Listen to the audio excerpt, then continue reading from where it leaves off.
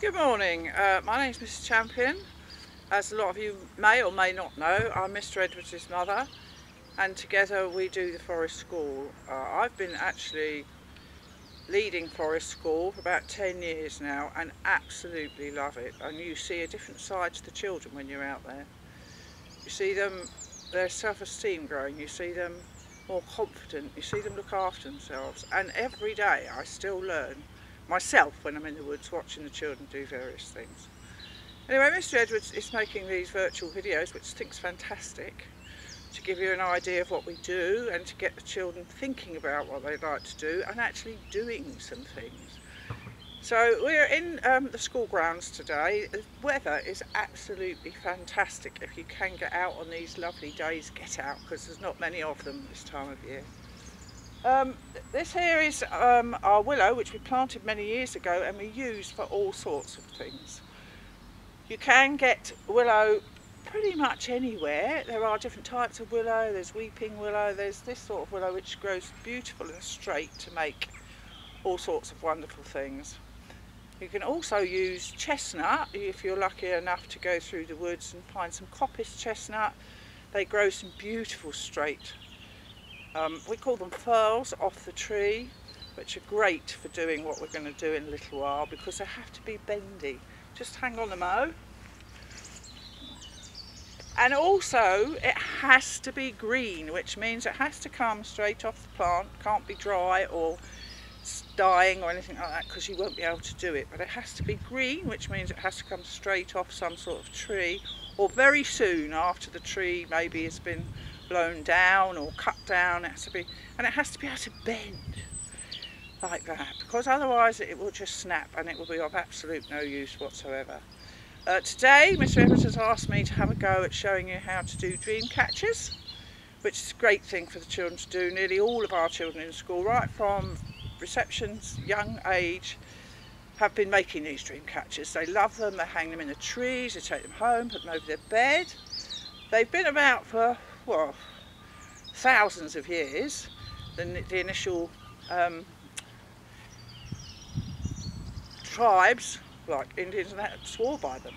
You actually make the dream catcher, you hang it over your bed, and the idea is that your bad dreams get caught in the net around the edge and the good dreams flow through the hole in the centre, so at night don't get any bad dreams at all, just good dreams. Anyway, today what we're going to do first, we're going to cut some willow here.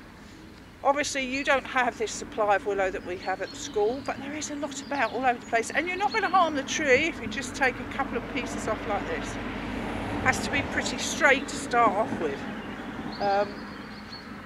Can't find my secateurs, that's me, I'm always losing everything, children will tell you that, but I found them now in my pocket. And we're just going to walk towards the willow. What you're really looking for is a lovely straight piece. There's a straight piece here, which may be a bit thick at the bottom. We probably don't want it quite that thick. If you're using secateurs, probably get mummy to. Our children can use them. They're very good. Make sure they're shut when you're not using them and just flick them open when they're not. This design our children use and they're extremely good with them. So put that piece on the floor. Let's find a reasonably straight bit to show you. Right, this bit might work. No, this bit. Here, let's take this bit. When you are cutting from a tree, or if a coppice chestnut, or whether it's something like this, and the thing is living, make sure you cut as close to the stem as you possibly can. It helps the tree heal and it helps the tree grow more green wood. Oh. So there we go. Now what I'd have to do with that is take all these little bits off, but I'll show you later when we get back up to, you know, I'm not telling you to go in the woods and cut them down. I'm just saying if you need a piece of something to make, and I'll show you what we're going to make with this. You can make all sorts of things. We make headdresses with this. We make Christmas wreaths with it. We just make bracelets with it. They just make frames sometimes with it when you weave it together. You can do anything with willow.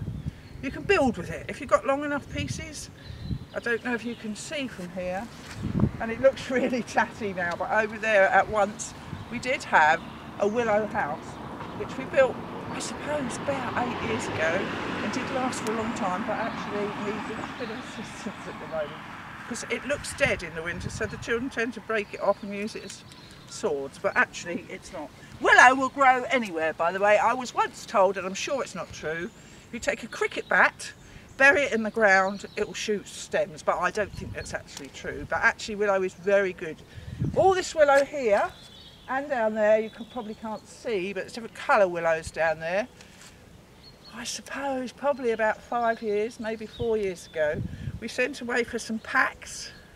Hang on, just can't shut my... We sent away for some packs, and they were literally that long, little tiny bits of different coloured willow, and we just put this sheeting down, stuck them in the ground, and this is what we have now. Beautiful, lots of willow to harvest.